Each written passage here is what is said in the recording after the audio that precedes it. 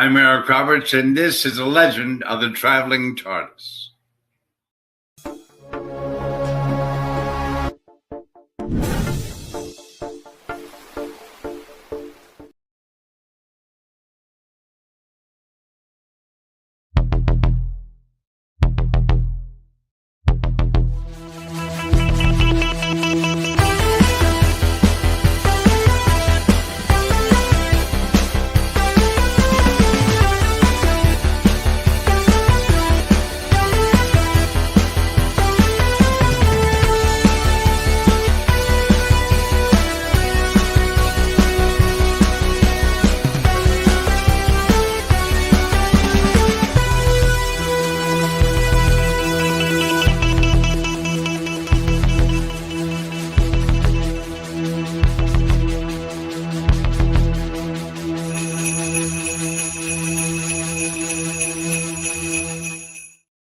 Ho, ho, hello, everybody.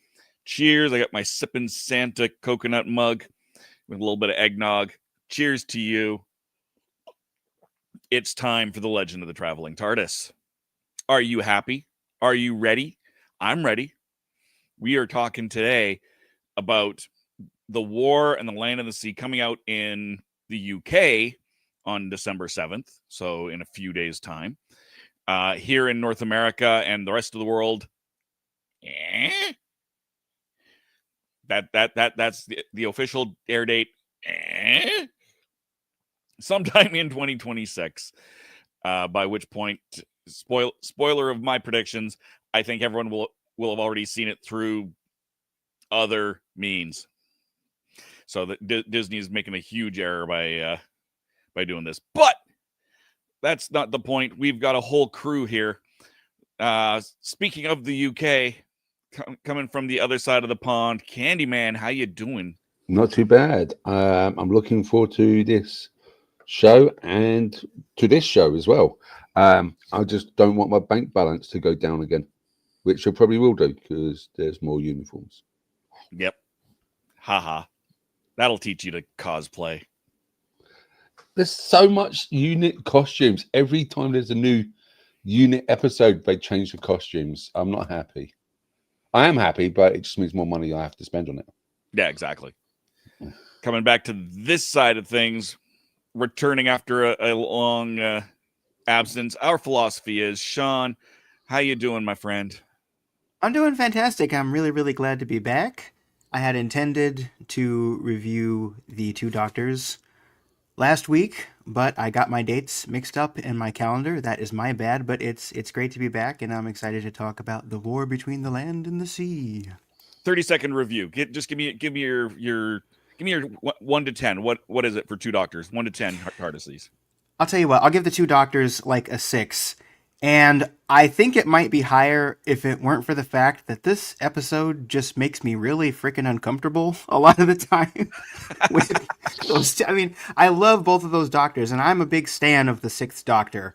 But like the stuff with the meat, it's just so strange. And It just takes it down for me. But overall, I'm glad to see the two of them back. And yeah, I thought it was really enjoyable. I was pretty ecstatic when I saw it the first time because I didn't know when I was going through Classic Who that it was a thing. And I'm glad we got another Classic Who multi-doctor story. There you go. And that's that puts you on par with everybody else. The average rating was around that 6 area. And speaking of a 6. Oh, sorry. That's okay. We'll bring speaking of a 6 because we'll bring in Christian. That's your segue, my friend. Yeah, and just for people who I mentioned this last week, but now this room has gotten a lot tighter. In fact, if you see the curtain, it's just disoriented because there's boxes and stuff being moved around, and it's a cluster in my workspace. So I'm hoping I want to thank my roommate. Hopefully this all works out, but for Christmas, he's given me his old computer, which is supposed to be a better processor than the one I have. So it's sitting here and believe it or not, when we were getting ready, I moved my chair and accidentally hit the computer. It is literally right behind my chair. This is how tight this room is. In fact, the curtain itself is sitting on a box right now, man. If you can see how disoriented everything is, yeah, we're getting ready for Christmas, and we got stuff all over the place. But the Land Between the War and the Sea, which we need. I always thought maybe he needed to like do a title acronym like Tourchwood. It's an anagram for Doctor Who, and I thought the Land Between the War and the Sea is a little bit just like way too lengthy. And I keep on forgetting. It's like, how's that go again? Or did they just say the war, between the land and the sea, or something like that? I don't know. Yeah, that's just my opinion on that. It's coming more like anime titles now, which is like so long. It's like a sentence rather than a title nowadays. So it's in line with that. I know, but when you're like hashtagging it or you're explaining it to friends, and then sometimes I have to sit back and it goes, is it the war between the land and the sea, or is it the war between land and sea? Yeah, I know. That's really confusing. That throws me off. And it's just like, why can't you just make it simple? You know what? Like you said, Mark, unit. The War of the Sea or something like that. Something really simple. And I feel bad for you, Mark, because now you're going to go broke. I just call it war. That's what I've been saying. I've just been saying war. What is it good for? Well, absolutely nothing. That's right. Cheers. Sipping Santa. That just sounds so wrong. Raj, I don't know if you know, and we'll let you on. I know some people are having issues out that on StreamYard, there are 2 live feeds actually going on. So if you go back to the YouTube page, and you will see that there's 2 streams going on for the same episode, but one of them is the one where we have, if you're using your phone, like I'll show you what mine is. That I'm keeping track of what's going on. That's the phone version, but if you go out and use the other one, it has the landscape version. So if you want to see the whole thing, you can just back out, go into the landscape version. It's the one that doesn't have the cell phone in the title. I noticed when I've been setting these up, when we do the live stream and we separate the 2, there's one with the cell phone icon at the end. So that's how you can distinguish between the 2. Of course, it's a long title, so I can't see a cell phone title on either of them. Well, okay, if you pull up one and it looks like this, and you want to go out and pick the other one. Exactly. Yeah, you do have to go to the Legend of the Traveling TARDIS' YouTube page for that, and it'll do the thing. I don't know what the Twitch feed looks like. I haven't looked at that. I think Twitch is probably the standard. I haven't seen Twitches either. Yeah, I haven't actually watched it on X. And we get sometimes we have like a large audience just show up from X. I'm just like, wow, okay. Yeah, for a couple of weeks. That's interesting. But now, Raj, let's go for it. Yeah, exactly. Jules is in here. Thank you, Raj.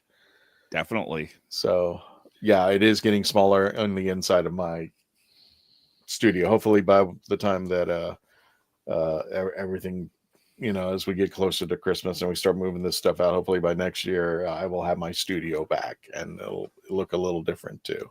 Yeah.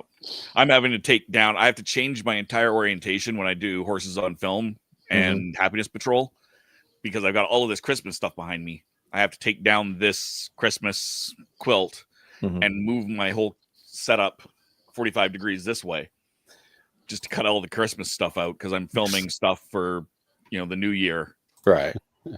In advance. And it's like, and it looks worse because I've nothing else. I've got like the lights coming at me from the side. It's just, the space is not ideal for that angle.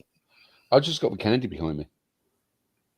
That's all it needs. We need to find like a one size fits all everything. The light in here isn't quite good enough for it. It especially when I wear, for Horses on Film, I wear my cowboy hat and it takes the edges off of it.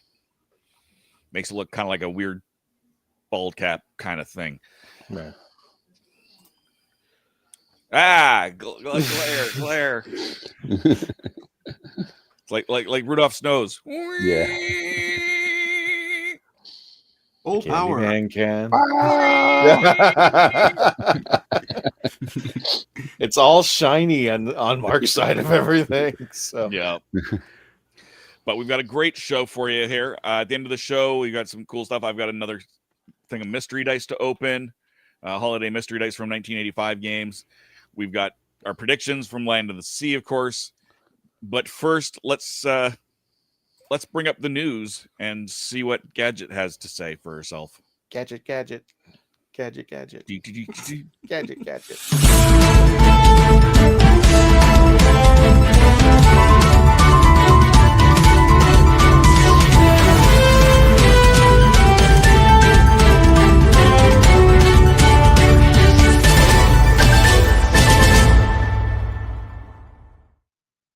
Christian, I told you, you're not the only one that things are crawling in. I have 2 boxes that are like pinned up against me. I'm like, if I move the you notice the tree is getting closer. I know. I see it. I see. It's getting closer because I have to still fix a bedroom. We finally found a bed that I can put together and everything. So that everything, wrought iron is all over the place in that damn bedroom right now with screws and Allen wrenches and everything. I want my apartment back. I want a stove too. They have to fix the kitchen still. The bedroom is the bedroom's taking like 2 years. Don't forget to like, share, subscribe, and comment on our YouTube channel if you're especially out there. Because and if you guys see the wonderful concoction I made there, maybe we'll have bags one day and everything. Gotcha. But the news has been light because, like you said, it's basically AI fakes. War between the land and the sea, people already seeing all the episodes and telling us yay or nay, and then our birthdays and everything else. So do you want happy news like birthdays, or do you want to talk about like really nothing and everything and stuff? Because it's been that bad with these fakes and all these crazy notions or anything. The only highlight was the fact that people in the UK will actually be able definitely to see it. I know Mark is going to be having fun watching that and telling us everything and stuff. But me, I'm mixed on it because from what I'm hearing and seeing from other people, they say it has a Torchwood connection. I don't see it. Unless I see Jack sitting there. I think story-wise, they have a Torchwood connection because I did read among that they're trying to connect the dots with Torchwood. Yeah, but I don't see it. I can't see it unless he's going to surprise them all because he did dye his hair back brown. I don't know if he's Alonzo, but that would be interesting. That would be crazy, right? And everything. Yeah. And the girl who played, what was it? Martha Jones's cousin, I think, is playing Salt. Yes. The other half, we'll wait until they show that there's some kind of connection there. That's just the way that it's interesting because that's what I'm saying. I'm trying to do my own homework and seeing all this, and I'm like, okay, are we just recycling actors because of what happened with the merger and the non-disclosures and Disney and everything? That's how the BBC works. Just cinema. That's the problem. I was so confused for a second, Christian, because I was thinking the girl who played Martha Jones's cousin was also Freema, but that's not true, is it? I think she. Oh, there was another, the sister or the cousin, whoever it is. Yeah, it was cousin. Yeah, you're talking about a different character. Yes. So. Yes, she plays Salt in the land between the ocean and the fish. Whatever. Yes, that's the name. We should call it that. For the rest of the night, I will mispronounce the title. I think everybody mispronounces this thing. I mean, it's really hard to remember the title Under the Sea. No, with Sebastian. Just think of it this way. So I had a restaurant here called Land and Sea. There used to be a restaurant down here on Broadway called the Land and the Sea. We used to eat there all the time before they demolished it. So yeah, so that's the only reason I can remember it and everything. And it's no longer part of your world. I'm sorry. Nope, no longer. It's we don't know what it is right now. It's still a hole with borders around it and everything for the last 5 years. Craziness. But even more crazy are these birthdays that we especially this one. I can't. I'm gonna start with Kevin. I have to because I'm gonna start crying because like I guys told you, I met Kevin while I was acting. He was also a benefit to 9/11. He was helping after the aftermath, giving out food and everything, helping people just get back on their feet and everything. And it's sad that we lost him and everything, but he was he was a hero in himself. So it was just that he would have been 70 years old on the 30th of November. Could you believe that? and he was Batman. He was Batman. I mean, I got lost trying to find this place, and he had just dropped his friend off there for doing some extra work and everything. And he just sweet guy, the sweetest person you could meet. Would always. That's why everyone said he was a big help during 9/11. He was a big help for people in the industry, and it's sad that we lost him. But happy birthday, Kevin, because you were like the best. I think he spans 2 generations. Yep. Going for Batman. Mm-hmm. At least. Yeah. And at least for like Adam West, he was the 66 Batman, Michael was the 9 Batman, but this guy spanned 2 generations. God knows how many animated series per se that he was involved in. He just had that distinct voice that if you heard it, you knew. Yeah, within seconds you knew it was Kevin. It Mm-hmm. was. I think creator, and if this is the same person I'm thinking of, there is a creator on YouTube named Matt Baum, and he does documentaries and videos about queer actors, and I believe he did a whole episode about him and how he got the role for Batman. Mm-hmm. Yeah. If it's the same guy, yeah. Yeah, it was really sweet. Yeah, he was a gem. He just said he was dropping off his friend for acting and said, it's right over there, sweetie. And I said, yeah, I'm nervous. It was like my first couple of, because it was right. I had just started that January of 2001, and 9/11 happened, everything. And he was like, don't worry, it's all safe in there and stuff. And we had a nice conversation and stuff. So sweet guy and everything. And I regret I never got to see him again after that. Like, I would text a little bit, but that was it. And then he got very busy because there was another season of Batman that came up and everything. But yeah, 70 years old. I wish he was still here. Like a bunch of people I wish were still here. I'm doing this from memory. I don't even think he knew what the TARDIS was. Mm-mm. I wanted to get his picture, but he had no clue. He was holding it and was just like, oh, what do you want me to do with this? I'm like, hold it. That would be him, yeah. Yeah, I said, be Batman. What else would you do? He goes, okay, I'll be Batman. And there we go. Mm-hmm. So, sadly, yeah, 70 years old. I can't, he didn't even look a day, it was just, we all think it could have been what happened, that he was down here with 9/11 because of everything, but they still can't confirm nor deny it, unless you talk to a few people. Every time I've seen a picture of him, he's always, he looks frail looking. And the only time I hadn't seen it, he looked different when he did that multiverse with that I was shocked he did, because he was debating that so bad. Of not doing it, or yeah, that was at the time when he was really bad, and they didn't know if he was going to do it or not. And that one, I can tell you guys, that was a miracle. Because that was seeing him as a bad guy. That's what made me, spoiler alert. I just hated him being a bad guy. I wanted him to be like. I think that's the one thing I think he wanted to do, because he was always the good guy. Because you see, he plays the good guy no matter what. Just a vigilante version and everything. But yeah, I can't. It's like I'm trying not to cry.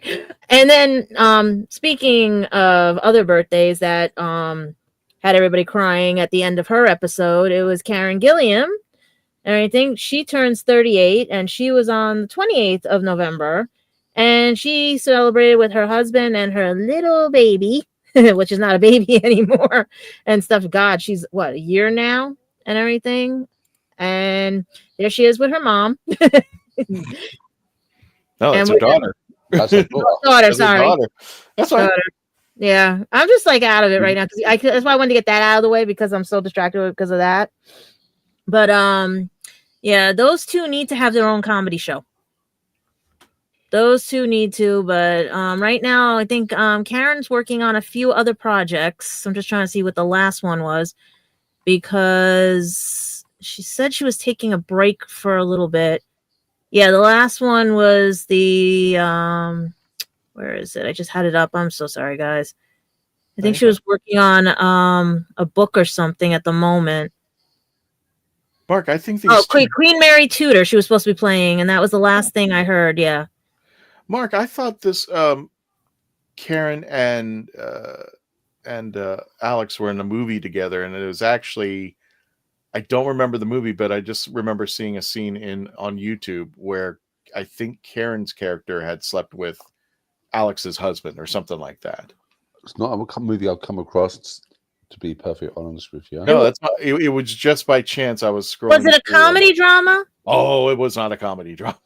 At least in the moment, it was just like, oh, they were throwing down on each other. Because I'm looking at some of her stuff right now, and of what she was in and everything. She appeared in The Call of the Wild, Gunpowder Milkshake.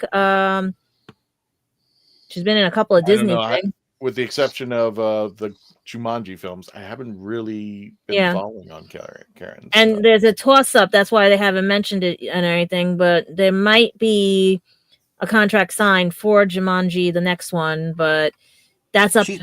She's great in Jumanji, too. Mm-hmm. Because the next movie is supposed to be the compilation of the whole series and everything, where now it's in the real world again. So I think it's just scheduling conflicts is what's holding everybody back right now. And I think after what The Rock losing a little bit of weight for a role, I think they're trying to build him back up as well. But nothing beats of original Jumanji, I'm afraid. Sorry. No, that's fair. That's a good one and everything. No, I like the meme. What year is it? It's so relevant so often. What year is it anyway?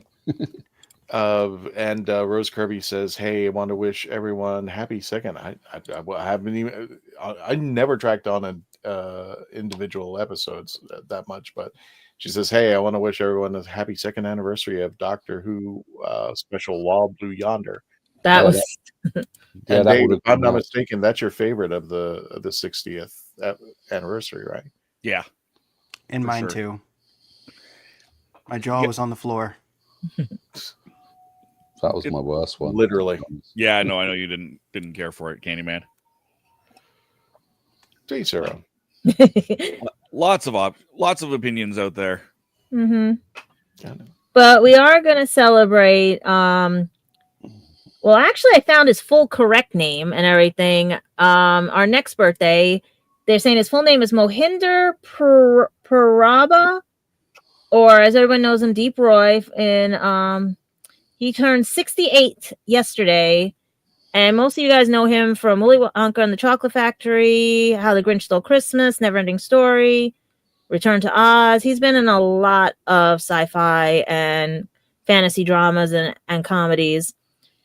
And basically, I'm trying to see the same thing too, like what he has coming up, because a lot of the actors are in high demand right now and everything, because the season with this AI and everything, everyone's really trying their best to keep their jobs and everything. And looks like he is on hiatus for a little bit. His last one was a music video with the Oompa Loompas as a role for Pedro Sampano and Luisa Sonia in 2021, but that was the last time it looks like he had anything really coming up in the industry and everything. Otherwise, he's on hiatus as well and stuff. So it's getting scary out there that they could just CGI. Like, he's actually, wasn't he CGI'd in Charlie and the Chocolate Factory as all the influencers? That's what I'm saying. But there was no CGI when he did it, right? No. I think when they had the multiple dancers, I think he was CGI'd. Yeah, he was. Yeah, for that part. That's what I'm saying. So imagine. He was the only one. So think of that, how AI is going to progress further even with that now, because you just need one actor to do one thing. Just alter them. And Deep has the pleasure of being all over the geekdom, because he was Yoda in Star Wars. He was he was that alien thing in Star Trek, the movie reboots with Chris Pine. And so he can lay claim, like David Warner, that he was all over the place. In 2001, he was in Big Fish in 2003. Like, he has got under his belt. But the first one, they said, this is hysterical, is that he was in the Pink Panther Strikes Again as the Italian assassin. The year I was born, in 76. So imagine, that is like your first role, you're playing an Italian assassin. And the last role, you're in a music video playing Oompa Loompas. Well, I thought he was much older, because he's 60-something right now, if I'm not mistaken. And he was... His claim to fame in Doctor Who was one of my favorite episodes, The Talons of Wang Chiang. That was, I think, 74. He's 68 years old. So, I wonder how old he was then. Yeah, I wonder how old he was when he did. When he did Doctor 1974 is when that episode. 76 was the first role he ever did. I just want to say hi to Nick here watching. New viewer. Yes, we're going to be talking about The War in the Land and the Sea. The new. He actually was a stuntman, puppeteer, actor. Like there's a whole thing he's done. He's got so much under his belt. It's not funny. So he's if he wants to retire now, he's all set. You know. Gotcha. He hit everything. He got everything under his belt. But we do have a funny thing about the TARDIS and that bag behind me and stuff and everything. When I was at the parade, like I said, I got to be able to see things and all the other stuff. And who did I see but Cynthia Erivo walking by? And I'm shaking the TARDIS. And she looks and she goes, she's like this. And she goes like that and everything. And I'm like, are you pointing like this? And she goes like that. Yeah. So she waved at the TARDIS while she was waving at everybody else. So she was like, because she looked up and she was like, huh? And everything. And we also only was able to get one family with the TARDIS because of how tightly knit it was there. Doug and Sarah, they were from Virginia. Their friend was actually running the sound checks and everything for Macy's. And he had to go out. Their friend had to go out to the Emmys later that night and everything and stuff. They were telling me stories and stuff. But Cynthia did the opening. It was beautiful and stuff. And then 2 rows below me was Dolly, Ollie. It's Mama Jill and Doll. They are on Instagram, and she seems to have been very upset that I didn't get to catch her in our comments because she ran so fast. Like it was that cold that day. Everybody just ran and stuff. We were freezing. But would I do it again? Yes. Would I do it on 34th Street? Yes, because all I saw were balloons and that was it. And the stars going like this. And I got to see Journey. They're all freezing. They're all on the things freezing as they're running them through. But when they got to 34th is when they were singing or lip syncing and allegedly and all the others. But everybody was freezing on those floats. The only one they stopped close to us was Busta Rhymes. And I had to sit there and think about it. It's like Busta Rhymes is on a parade float. Yeah. If you're looking at all my pictures, you're seeing he's on the Turtles float. And everyone forgot that he was in the Turtles movie soundtrack when they did TMNTLE Power. Yeah. Did your brain just reject that set of stimuli, Christian? It's not. No, as funny as it sounds, I'm used to it because if you've seen previous Macy's Days Parade, all of a sudden, you know, they have all these celebrities and stuff, and there's always that one celebrity like he needs a new swimming pool, so he's gonna go on the floats. I mean, he's just like he's not doing well this, or he's like Junior needs a new pony, something. Well, we felt bad because during practice the night before, one of the K-pop demon hunters, she slid off the stage with the rain because all that night before was all rain and all everything. So we were hoping she was okay. So we're wondering that's why the float wasn't out fully through the thing because we only saw Derpy and Sus. And basically it was like mostly all the other stars. Megan or Meg from Zombies 3, she went by fast. But when everybody saw, I think it was Journey, or Foreigner, or whoever's playing in Stranger Things, we didn't get to see them until one of the singers came out. We were all like, what the hell? We didn't know they were on there. We thought they were going to wait down there. And then everybody else started coming out. Patty, like LaBelle, like, you know, everybody was just having fun, but it was cold and everything. And some people did spot the bag. Some people actually said to me that they did not even recognize me. And I was like shocked. And Christian, one guy met you at MegaCon with his friend. His friend's name I do remember is Carlos because my cousin has the same name. But I can't remember this guy's name. And he said his son was playing in the band at Macy's. And he's met you every time at MegaCon. He's a job recruiter, and I wish I wrote his name down and stuff, but he says he'll see. He took my business card, so he says if he does go to MegaCon, he's going to show you and stuff. But otherwise, it was a fun day. Would I do it again? If it's a little warmer, yes, and more so promote you guys because I did have one snafu. One lady was like, can you put that thing away? It's bothering me because she didn't know how to take pictures and I was getting hats and everybody else and things in my pictures, and she just didn't like the TARDIS. She didn't like Squish. Did she even know what Squishy was? And then the people around me were explaining it to her. This is Doctor Who. This is fun. And she's like, "What's Doctor Who?" Yeah. Yeah. She's one of those. That's fine. It's time to convert her. This is why we're going to educate her. Yeah. Come tell her watch the show. Mm-hmm. Yeah. Just a quick question, because being a British guy, I've never even been to a Macy's parade. That was my first one. Is it Macy's do it in different states, or is it just in New York? I don't know. Macy's owns the one in New York. It started technically it's 102 years old, but because of the war and everything, the theme again, the war and stuff, they had to bring it back a couple years. Plus, a lot of the balloons were destroyed because either when it first started, if you found one of the balloons, you were given a gift certificate to Macy's back in the 1920s and 30s and stuff. Well, when the war happened, they actually chopped up the balloons and everything to make parachutes and other essentials because rubber was basically needed at the time. So whatever you see in those old videos, that's all you see. The dragon doesn't exist anymore. A lot of them, stuff my grandparents told me about, were like I never saw and everything, and they're destroyed over time and everything. Some are in museums.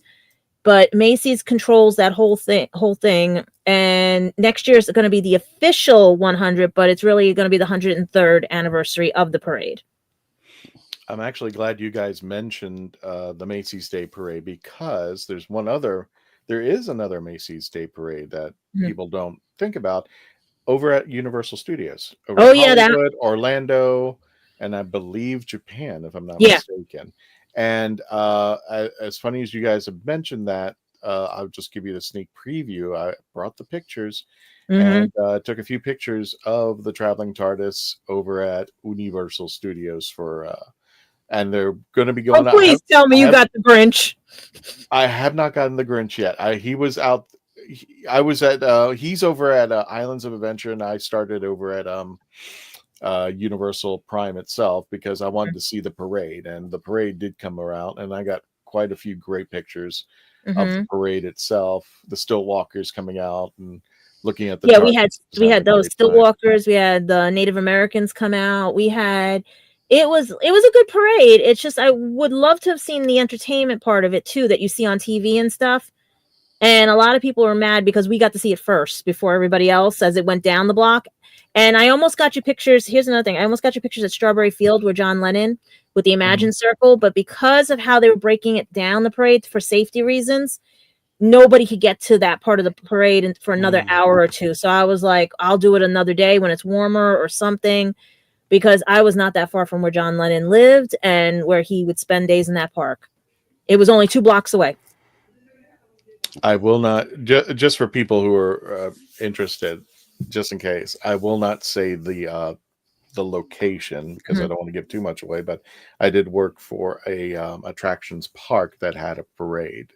Now, everybody thinks when they're watching the TV parade, like for Disney, Universal, and all those guys, they think that that's happening live at those theme parks. It's not. It's not. In fact, I remember working one park for the time being, and what they do is to film it, they will send out one float. And I don't think I'm giving out too much away, because if you really think about it, we have lip syncing here, so yeah, you're not giving much away. Well, if you go to the theme park, you will see that, and they'll put the signs out that says we're filming for the Thanksgiving Day Parade. But I just remember one float will come out, they're playing the music, and everybody starts lining up and everything down the street, and that float will go away, and then nothing will happen for another 20 minutes, and people are like, well, that was it? I'm like, yeah. I was just like, yeah, we're just filming. The actual parade will be later on. Yeah, like today, the actors are on top of the train station filming stuff. They're all that, I never knew that. Right. Regis and Kathy Lee aren't physically there on Thanksgiving. They're at home. Because I used to help out with that here when I was acting, because when we would be in between acting and our extra work, if we needed any extra money, they would say, you want to go be paid for the parades, or do you want to be paid for this, or do you want to help with technical and stuff? So I used to do that all the time, 20 years ago, and it was fun watching people allegedly lip sync. We're going to say allegedly because some did try to sing live, because when the microphone gets pulled by accident and everything, and I love that day. That was fun on one of the spectacles we did. That's when you know who can sing and who can't sing. and for the most part, when you were watching those parades, those were filmed about a month ago. Mm-hmm. And I'm just thinking to myself, it's like, do you really think all these celebrities are going to come out on Thanksgiving regardless? We were shocked we even saw what we saw. We were shocked. I thought they would have been right at 34th coming out and then coming onto the float. They were. I think that's the only live one. That's the one because that's when we're playing live. But Sean, I think the Rose Bowl isn't even, or the Rose Parade isn't even live. Or is it? Yeah, Sean. I think that's taped. Except for the Macy's Day Parade, everything else is taped.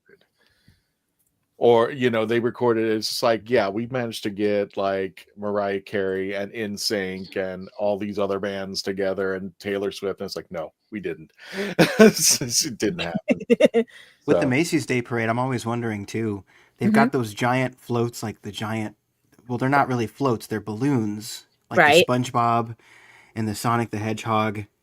And I guess it's for the little kids who think that the characters are real, kind of like a Disneyland deal. But I'm like, do they think that SpongeBob is just giant and can fly now? I always wondered about that. What is the idea? Well, the crazy part was because the wind was so bad, they had to lower it down. So in some of the pictures I haven't shown you guys, I'm literally staring right at this thing. This thing is like huge and everything. That's how big it was. It was almost as big as a building. And it was crazy. It was fun. Like I said, it was too cold. Sure, Rose, I believe you. we'll go with that. But yeah, you know what happened? I think, Sean. I think what happened is that SpongeBob absorbed all the water in the ocean, so that's how he got. Right. He made fun of Texas, and then Sandy invited him over and filled him up with ocean water. Correct. So. Well, without further ado, I think. Did you have anything further with the? No, I was thinking. Did you guys have anything other good news coming up or anything? Or are you going to save that till the end and stuff? We'll save it to the end. Save it to the end. Okay. Yeah, there might be some tie-ins for some additional stuff. That's what I wanted to make sure. Yeah. I'll let this be the final question for the Who Knew News. Isn't the Macy's parade in the classic movie Miracle on 34th Street? And it's yes. And that was hard to shoot, they said too, as well, because they had to do it out of season. So they had to bring all of Santa stuff out of season. That was actually shot out of season. So there you go. Those balloons you see in there, maybe the only balloons you'll see because some of them don't exist anymore. Well, without further ado, let's go ahead and wrap up the Who Knew News.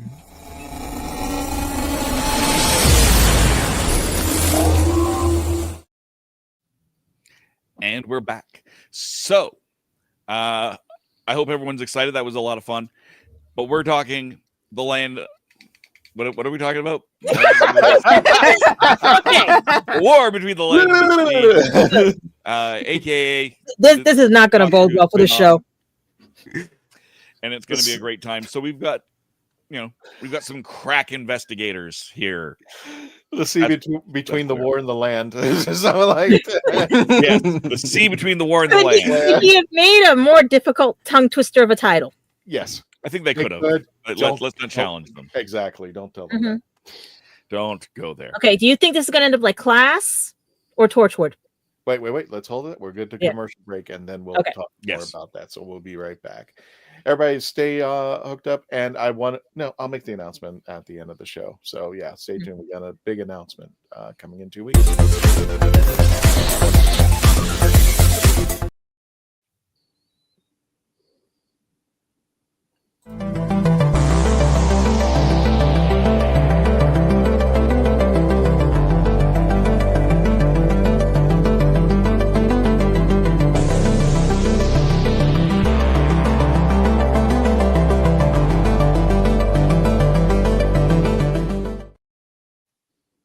So what's your favorite Western?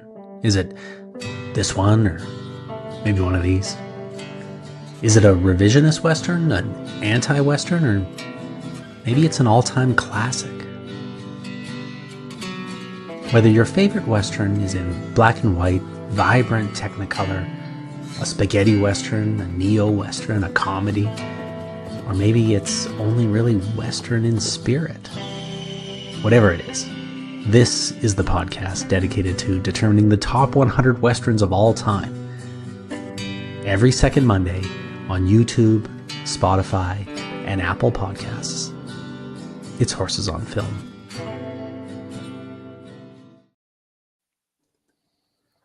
I'm author Mark Muncy. And I'm author Erica Lance. And this is Eerie Travels.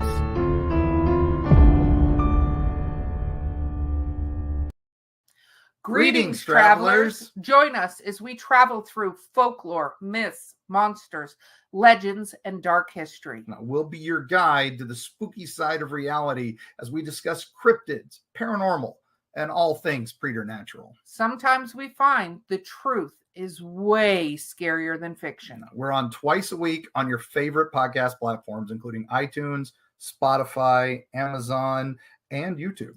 We have amazing guests from all of the areas of the strange and unusual, including witnesses, investigators, and more. Now, with Erica's curiosity and ridiculous array of pop culture and true crime knowledge.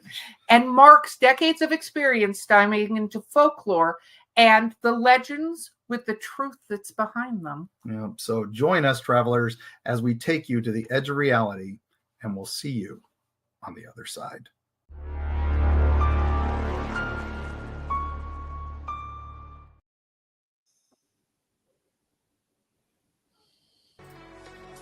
Are you a movie nerd? Do you collect VHS, DVDs, CDs, records, and so much more? Are you looking for clothing from 1940s to 2000s? Do you need cosplay or themed outfits? Come to Ducky's Vintage. We have it all for all budgets, located at the Oviedo Mall right off of the 417.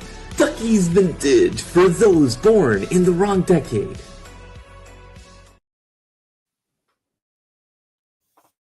Are you tired of toxic fandoms? Do you wish we could go back to being happy? So do we. We created the Happiness Patrol to get away from all of the toxicity in fandoms, in life, and so we decided we wanted to do a show about something that makes us happy. And in the first season, that something is Star Wars. So join myself, Cameron, Scott, Jessica, and Melanie on Happiness Patrol at youtube.com/@happinesspatrolshow. I didn't listen to that voicemail. I'll tear open that letter you sent. Don't you tell your friends I want you back. I gotta leave you now unread, because you've already said those words that switch my heart to dead from loving you. So you'll stay ghosted and I'll stay focused. I'll sew in close. The spell stays unspoken. A dark silhouette of a marked man and broken. Right down. I didn't listen to that voicemail. A TikTok that story you sent. Don't you reel me in to get me back. I'm gonna leave you now.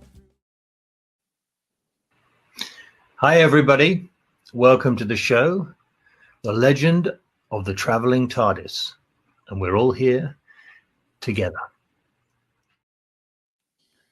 Welcome back to the war between the land and the sea, Doctor Who spinoff, and our predictions for this cool new show. The sea between the war and the land. The war between the land. Yes. Welcome to the sea before the war of the land. Screwing this up. What? I'm gonna have too much fun screwing this up. You're gonna have so much fun that you'll never get it right again. Exactly. Thank you. On purpose. But what are people thinking? Who wants to go first and with some predictions for this show? I got some opinions. Oh boy, Sean's got opinions. Does it come with the accent? Well, I want us to reach 100K, so I will not do that accent. For the whole. Oh no! I'm sharing this on X right now and everything else, so you guys are good. No, we'll actually hit it quicker if you keep that accent going. Yeah, there you go. Do you want me to? Do you want me to go or? Yeah, go for it. Yeah, go. Okay. Try it. Yeah. So I've been looking up some stuff about the series. I've been watching the trailers and teaser trailers, and I don't have a ton to say about the content of the actual show, but I have some predictions about the show itself. So the first thing is about the actual quality of the show.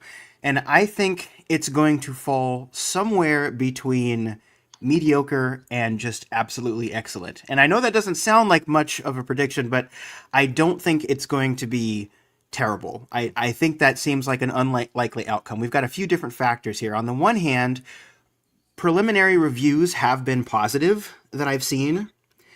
And also RTD tends to be pretty good at spin-offs. So think Torchwood and Sarah Jane Adventures. Of course, very different demographics for those shows, but both considered pretty good. On the other hand, the show at large is not really seen that positively right now, as in Doctor Who. The franchise isn't seen all that positively right now by the fandom at large. So there is a lot of pressure, I would say, to sort of bring the show back.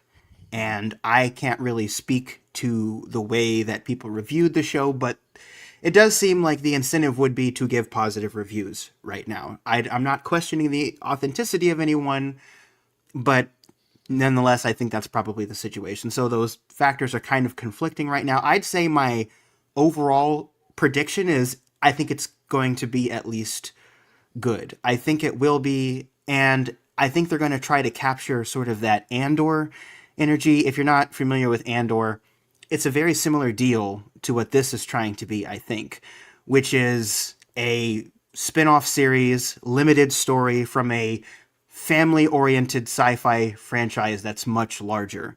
And they're going to go for the grittier angle.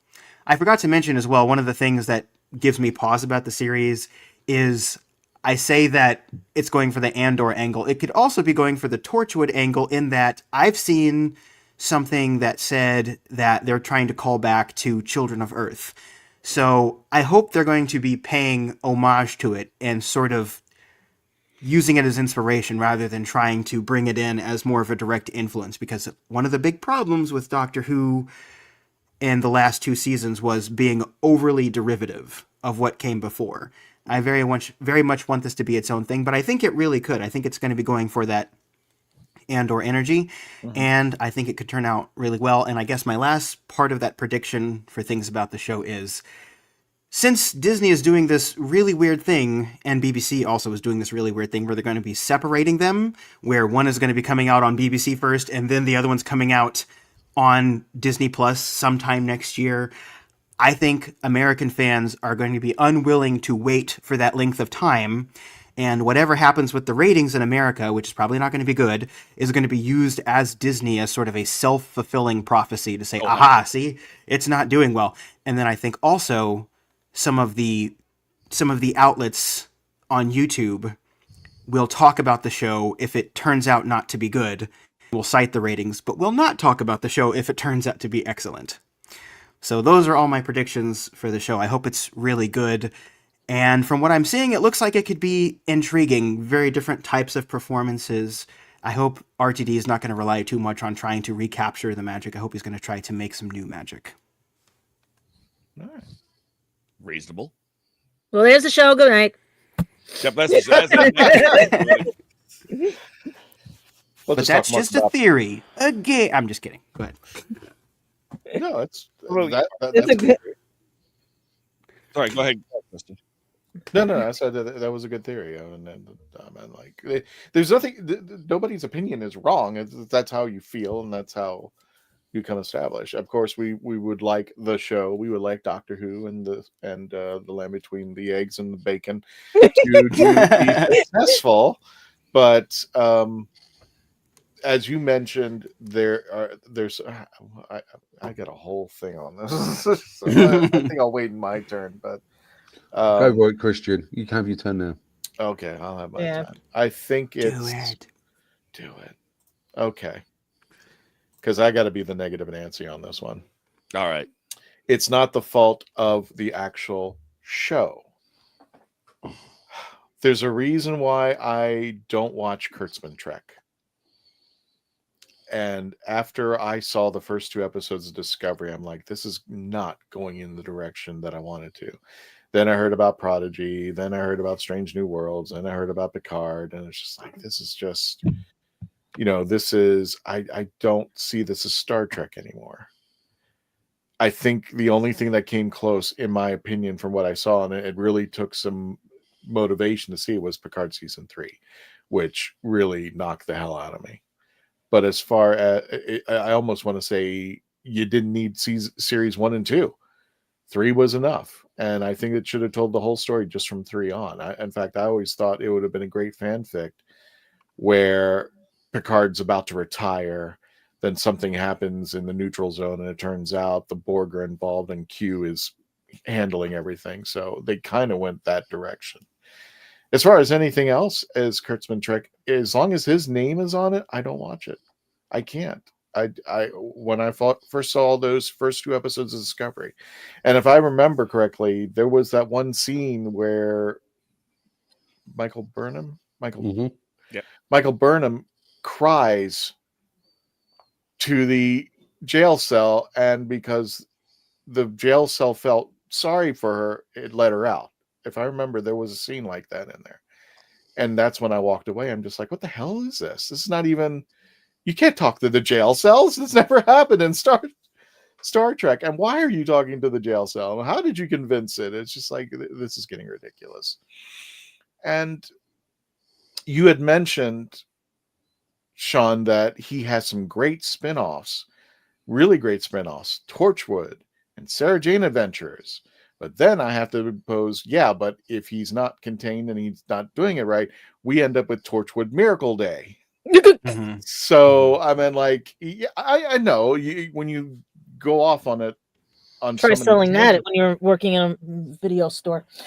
I was looking forward to Miracle Day, and when I heard all the celebrity guests in there, and I was just like, the one thing that was tragic about Miracle Day is that, unlike Torchwood, you could have come in at any given point and caught up. With Miracle Day, if you didn't start from the very beginning, it's over. I mean, you'd have to start from the very beginning for any of it to make sense. And the fact that RTD was saying that Torchwood runs alongside Doctor Who. So if Miracle Day happened, the Doctor should have been around to take care of it. He was on a phone call, remember, with him? That was a long phone call. That was a long phone call, yes. That was all we had, was a phone call. Why I've said about the Kurtzman Trek is right now I'm having big issues with RTD. And I'm feeling like it's invoking a prejudice that I don't want to put on this show. One of the questions is like, we've always asked for a unit episode, and I feel like this is... It's hard for me to explain, but as long as RTD's attached to it, I can't watch it. Or at least I'm not going to feel comfortable about watching it, because I really have my issues with the man for the 60th anniversary and the 2 seasons of Ncuti Gatwa. I mean, one of the things I never forgave him was the Robot Revolution. To watch the Doctor laugh at a death of somebody, even if it's every single practical episode, the Doctor never, even if it's his enemies, he appreciates the life. Even with Sutek, he cried over defeating him. But when I saw that scene when the sperm and the egg are vacuumed up, the Doctor's laughing. I'm like, I don't know who this guy is. He's not my Doctor. He's not the Doctor that he created. And RTD, you're the one in charge. You're the one who greenlit this. And the story, the stories with RTD 2.0 against Chris Chibnall, I'm like, Chris Chibnall's going like, I can write some sucky stories. RTD 2.0, hold my beer and my wine and this keg.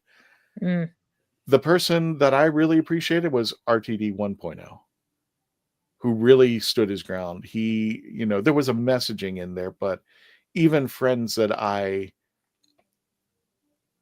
who kind of have that ideology, who support that, saying this is not even consumable anymore.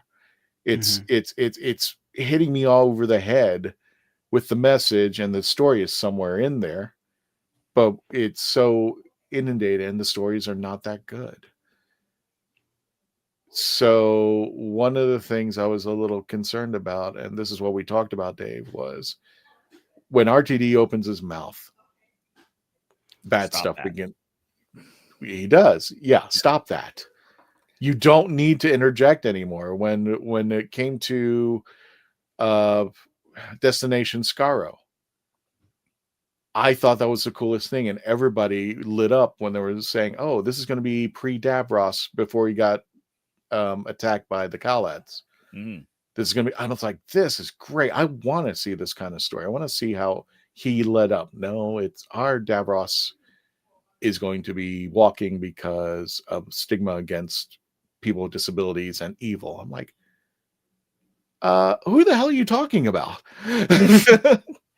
I've never had that. I grew up with a father who was in a wheelchair for 35 years of his life. Not once did he tell me he was going to genocide anybody. I don't know where you get that. That's not a me issue, Russell. That's a you issue. I understand where he was coming from on the perspective of, like, Dr. Evil. He's got the cut in his eye, and he goes around in that electric wheelchair, that silly wheelchair. But I don't see that as disability being evil. I see that as the character's upcomings. In the same way Captain Hook got his hand cut off by Peter Pan. It wasn't because he was disabled. It was because that's what you do. You do bad stuff. You're going to look bad. You're going to lose limbs. That's why you shouldn't be bad. And that's why characters, have an eye patch or something of that nature. That's, to me, that wasn't a comments. Davros didn't have an electric wheelchair.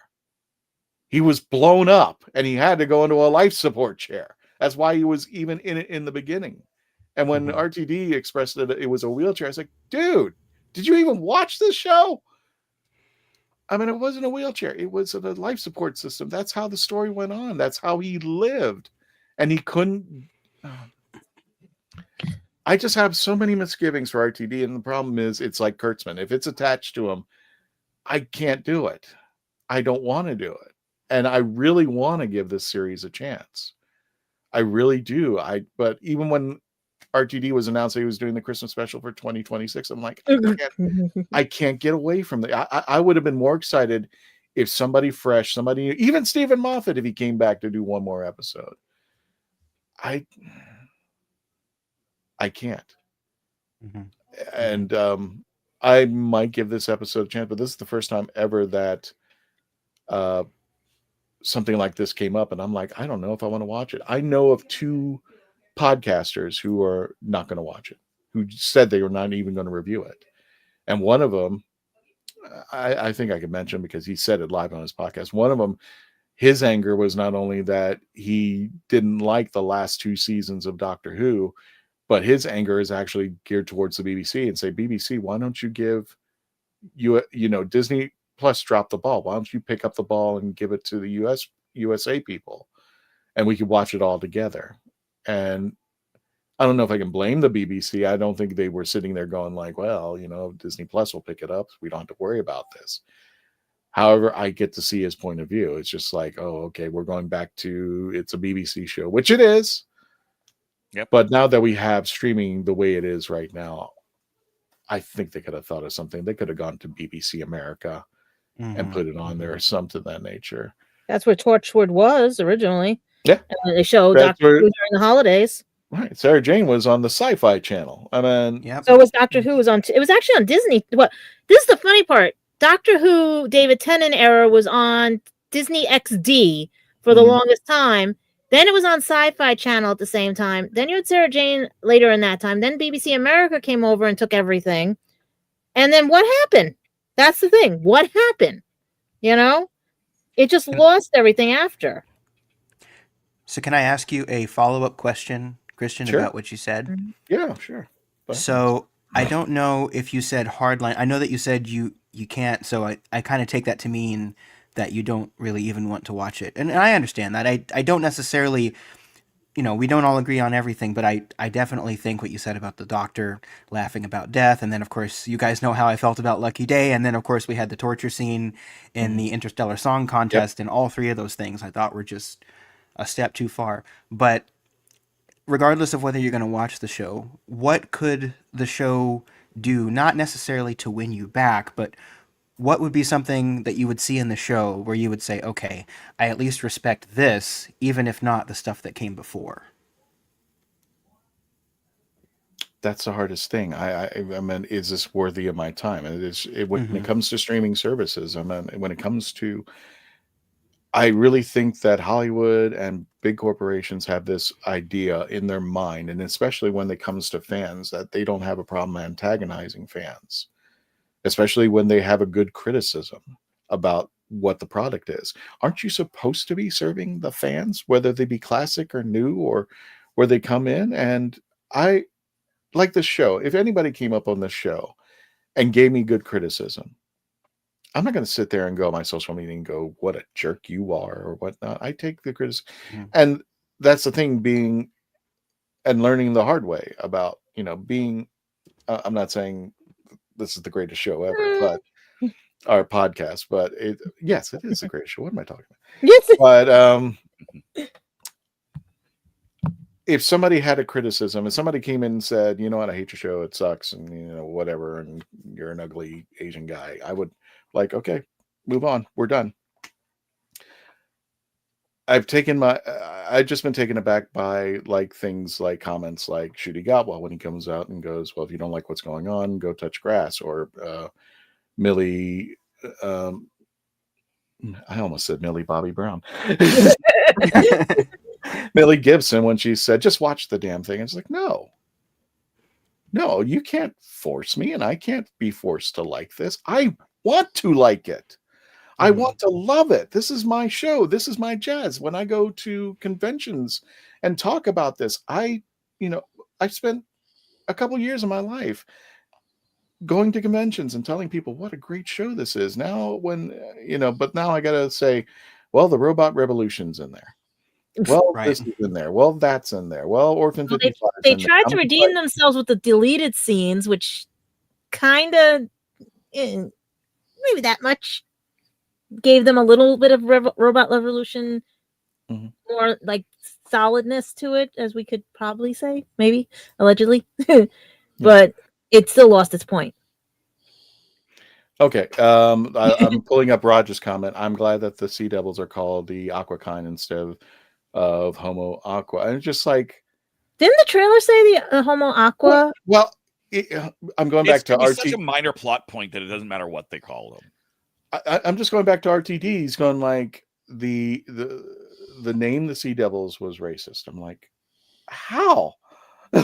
Would you like me to call you an Asian devil? Yeah. Most people I have not heard anything words about words don't affect me. I mean, the only time what was it? words have power, What was the saying what we grew up with, guys? Sticks and stones will break my bones, but names will never hurt us. Cool, but that just excuses. That's just like boys will be boys. Pull a girl's hair. That's okay. Boys will be boys. Yeah, I have a bald spot. Thank you. Yeah, that's not acceptable. I haven't heard much about now, the. Do I think Sea Devils is racist? But wait a minute, Dave. To us, we're not Sea Devils. But Dave, you told me, and it's would you like somebody to call you that? And I'm just I'm Asian. If that's where we're going with this, I'm giving you full permission, RTD, to put Sea Devils back into the. I just found out Italians aren't even my complexion. So what was the original issue, Dave, with the name? Because I guess we really don't have to talk about this, guys, if you don't want to. I haven't heard with the 13th Doctor too. I haven't heard. Okay, land parasite. Why would the Sea Devils call themselves that? It is intended as a slur from humankind to another species. Okay. So it's the name Sea Devils is what humans call them. But exactly. That's not their biological name, because that would not make sense. So don't call them that. Right. I'll give you a good one. Guinea and Spick for me, or Mick for me. Guinea and Mick for me. Yeah. Careful about what you just said. I know. I know, but that's what it was. Well, we're far enough in it to talk about this, because my Italian side gets called a Guinea. And my Irish side gets called a Mick, M-I-C, right? But my cousins that are Spanish get called a Spick, And that's what I grew up hearing, and we could do nothing about it. It was what you can do something about it. You saw my mem for Darkwing Duck. He even stole Darkwing Duck's lovely saying for Sutek. I thought that he just changed the name Sea Devil because I thought it was just kind of silly. No. I thought that was the underlying reason. Unfortunately, and I will agree with Christian on this. Unfortunately, it came down to RTD opened his damn mouth again. Yes. If they had just left it as what will be a ridiculously minor plot point, call us this instead, and nobody would have cared. Or you could have written it in and just say, you know what, they were called the Sea Devils because the mariners had seen them in the past, and that's what the name they came up with. Mermaid was a devil. That's the name that they came up with because they didn't know any better. Sorry, it's that time. I'm sorry they couldn't go on their Twitters and start talking to each other. Said, you know what, Sea Devils is a really bad thing. We didn't have Twitter back then. We had to yell out the window. What he could have done is he could have wrote something in. It's just like they were called the Sea Devils, and then they could have auto-corrected it and said, hey, you know, we actually call ourselves the Aqua Kind or whatever. And written something in, and that would have ended it. Yeah. That's probably exactly what's going to happen. That's fine. Again, he had to open his mouth. And he didn't need to. And then I was like, now you're putting something in there that's not supposed to be. But that's not only that, it's the treatment too. I mean, like, okay. And then he puts in the theme of we destroyed the oceans. That was the 90s when we were trying to save the planet. He's a little late on that too. Like, they're destroyed. They're destroyed. Which doesn't mean it shouldn't be addressed. We shouldn't keep going. Again, it's not that it's wrong to talk about it. Whether it's hopefully, it is not Orphan 55 smashed over the head with the. You get the Sea Devils looking right into the camera. Yeah, you don't do this, the ocean will be gone. I don't know. I don't think it will do that. The advanced reviews have not indicated, they're mixed. Going to go that far. They're mixed, though. They're mixed, but they're saying there's some hit and miss, but no one's saying, "Oh my God, this is an over the top tree hugger show." Nobody's, in the way that Orphan 55. Well, there's so much wrong with Orphan 55. Some people say it's Romeo and Juliet, the sea. Do you guys think that being off of social media, kind of like I do a lot of the time? I mean, I remember back when I was younger, before social media really took off, in the old days, I just kind of went in cold watching something and I would talk to my friends. I wonder if sometimes people such as myself who don't really use big social media platforms where RTD can open his mouth all the time and talk about what the show means before we see it. Do you think that's a fundamentally different experience going in? Because for me, I've seen the trailer. I have my expectations. I like the story of the Sea Devils, but I mean, do you think that actually affects how the fandom at large sees something? Do you think social media has a big impact on how the fandom receives something? Oh, 100%. Yeah. Think about it when we didn't have social media. And you had to hear, to play telephone with friends and everything when you saw something. Oh, I saw this episode of this, and it won't be seen ever again because they didn't do repeats or anything until maybe the holidays or anything, or years later on. And you had to tell your friends, and the story kept changing and changing and changing. Now with social media, it's just in 1 second, not days later. Yeah. Okay. Can I just interject on what Dave said? Yeah. What about the Sea Devils being a badge of honor, like the Desert Rats? Or the Red Devils. I was literally going to say that. I'm so glad you said that. What if they like the name? We'll find out. Yeah, no, I perfectly agree. But it's not. We've established that it's what humans named them, and they did not name them that as a badge of honor. No. But I agree that it could be, but it's like we used to call the Sea Devils or Red Devils because of the enemy. Like, say, for example, the Desert Rats were named in World War II. Not by us, by the enemy at that time, because we were basically surviving in the desert as rats, but we was good at it, and so it becomes like a badge of honor rather than being a negative connotation of it. And I think that if a show was aimed to a point of like, this is our species, this is actual kind, but this is our military, which is what you call the Sea Devils, which is our armed forces, different story. But because, like both of you said, Dave and Christian, you said that Russell T Davies opened his mouth rather than letting the story thing, it caused havoc over the internet because people were going, well, what's the point of changing the name? It's been like this for the last 60 years. And then you got people going, oh, well, yeah, because it's like, we don't want anything to think about it. My predictions of this show is it's probably going to be very, very political, especially what's going on in the Middle East at the moment because of the war. Mm-hmm. Okay, I think it's going to be very, very political with environmental stuff, but I think it's going to have ton of action. Well, didn't they say that in one of the reviews and everything that they were using the climate that we're in now as the premise? He did. Russell T Davies did that with Russell T Davies 1.0. Okay, he used the climate and what's happening around him to write some of the stories. Okay, but also what I would say as well that it's not just Russell T Davies writing the story; it's also Peter McTighe. McTighe. And he does all the. I'm not sure you guys know, but he does all the major little things on the Blu-ray collector's edition. He's quite heavily involved with that. So the Doctor Who collector's edition Blu-ray box sets. Okay. So he's been working with that. I think I'm going in the point of view is that I know it's going to be quite political. I know it might be a little bit environmental, but I'm also going with point of view. It is going to be a story. Is it going to be like Class? Is it going to be like Torchwood? Is it going to be somewhere in between? It may be. As long as it's not anything like K9 and with the 3 kids. No, the Australian K9. Yeah, that's what I'm saying, with the 3 kids. Yeah, the Australian K9, which was completely let's regenerate K9 into a Sony iRobot. As long as it's not that bad, but what I've seen of it, I think it's going to be a lot of special effects. I think it's going to be really, really hype and quite dramatic. I think Barclay's character. This actually reminds me of Ocean Girl. If you remember that on Disney.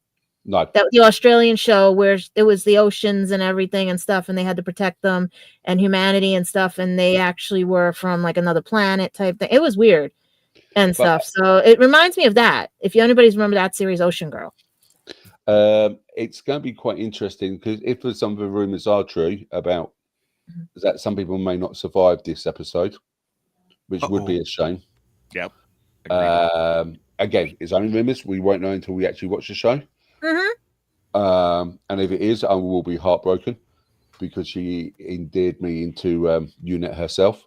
One thing I don't like, in Power of the Doctor with Kate Bridge-Stewart, with her little UNIT pin, which was going back to the classic era. She's got a new pin on her lapel, which I don't like. I think she should have wore her dad's redecorated. She redecorated, and I don't like it. Nice. I think it's going to be an interesting thing. I think it's going to be very, very heavily on special effects. I think it's going to be quite interesting to watch. I think that the problem is, I think it's either going to be it's either going to come out 2 ways, that we'll live in peace, or it literally is the end of the world. And I don't think Russell T Davies will do that. Yeah, if you could get that message off just for a moment, you can see Kate Lethbridge-Stewart's new lapel pin for UNIT. Is that the Australian pin or is that the British pin? Because remember, weren't they in Australia at one time? Who? Didn't they say at the end of Shooties that they were heading to Australia or because of the new situation? The thing with UNIT is international. Okay. So international, you can have American, you can have Czech, and this is all canon. They've had Czech UNIT, they had Canadian, not Canadian, they had what other countries are, and it's also, if you look at the classic hero, you have the RAF, which is the Air Force, the Army, and the Navy all serving under UNIT. So what they do, UNIT is like a special operations. So they'll get people from different internationals and join UNIT as a tour, and then they'll go back to their own unit. And you can see that by the thing. What I have noticed is that, you can see all these different uniforms you got in if it's this unit. Unit UN. Yeah, basically. Like one of the generals, if you watch one of the clips, he's wearing American blue number 1s. And then you got one of the English sergeants wearing a BDU black. So that's what I'm saying. I'm going to be broke when this comes out. Well, you got to get the translator. You see the translator in the ear. You're going to have to get the translator too. But on the whole, it's going to be opening up. It's going to be something to watch. How good the storyline is, we're going to have to wait and see. I'm gonna. And it's only 5 episodes, right? I thought it was 6. Was it 5 or 6? I think it's 5. I think I heard 5. 5 episodes. 2 and 1. It's 5. Okay, but I do think that if it does go well, the only problem I've got is whether or not we're going to make a season 2 of this. Okay, because if Disney has put all the money in it and they've now pulled out, it's going to end like Class. When is BBC going to get the money? Well, Class was done by BBC, so they never had any money. The only thing I can suggest is if this gets another series, then they're going to need another sponsor, whether or not it'll be Sony or whether or not, because I know Sony's got a little bit. Well, Pluto and Tubi have already slowed down the Doctor's episodes. Now you just have an on-demand channel, so you can't pick and choose your episodes anymore. So I'm wondering who actually is going to get the whole streaming. Hopefully it'll be self-contained. I think I heard it'll be self-contained, but it would be interesting if they did make another season after that. Friendly Yucca2's got a point at the bottom there. This is a limited series. It was never intended to have a season 2. Okay. Yeah. Okay. Yeah, it was only ever intended to be the 5 self-contained 5 episodes. Unless this blows us completely away. I mean, I mean, anything's possible. Who's to say that this actually does better than Doctor Who? I mean, just like yeah. It would end up, I don't think they would end up with Land in the Sea Volume 2. It would be, another unit spinoff. The next series is actually just called The Land Between the War and the Sea, and then we get the sea between the war and the land. Every season is just called something slightly different. or it could be The Land Between the Land and Land, where they rather use actual kind, they use Earth kind, which is a solution. Or just pretend like Romeo and Juliet, they fall in love and they die.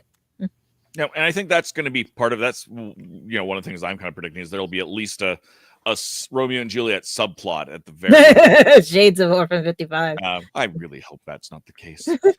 Or like the Shape of Water. The Shape of Water. Didn't they have Orphan 55 and Praxis in the same year? I'm just like, yes. That's 2 episodes. Mm-hmm. Yeah, let's take the hammer and just put some spikes on it so we remind people that this is. I'd rather you just spent 5 minutes with Jodie Whittaker dressed up as the 13th Doctor talking. It lost my hope when we had the frog. Well, then what? To be fair, Christian, that season did end on a high note with the Timeless Children. Don't go there. Don't go there. I disagree with you, Sean, but that's movie. Duckadoo. I was 100%. I was 100% kidding. I'm sorry. We should move on. We should move on to Dave before we. No, I agree. My thoughts are kind of similar to what a lot of people have said. I'm cautiously optimistic. That's fair. I think there is definitely going to be, and I'm going to say it in this way, and I'm going to hope that it's only shades. There will be shades of Orphan 55, just because there is going to be